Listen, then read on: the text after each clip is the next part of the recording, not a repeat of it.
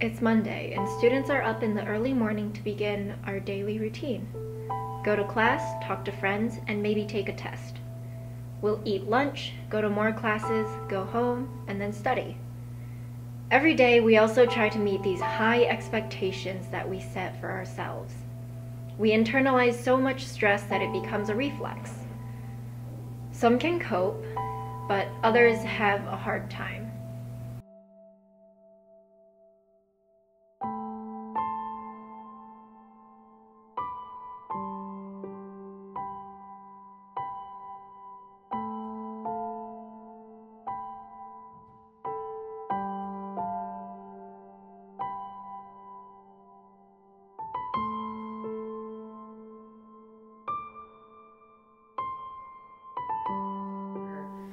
We believe strongly in cognitive behavior theory, and we partner with U of M to provide those services. And we do this year we're actually doing 6 of those groups where 8 to 10 students gather together, and we talk about actual coping skills. So it's not necessarily like let's sit in a room and talk about problems.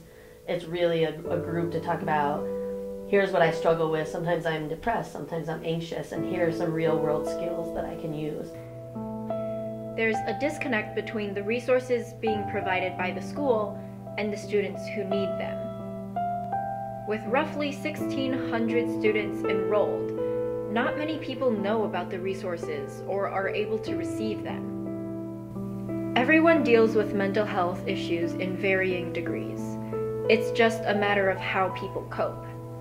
Healthy coping strategies are essential for mental wellness, and a good way to start is by building a good support system.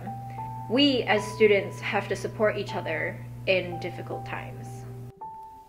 Being aware that there's something going on, being willing to have conversations, sometimes being uncomfortable, but I think a lot of times some of the most distress comes from feeling like you're the only one dealing with something, or you're the only one that understands the problem that you're having.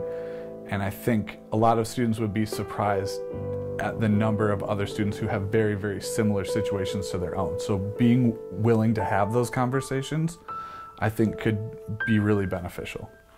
The best friend is somebody that's willing to risk your relationship to keep them safe.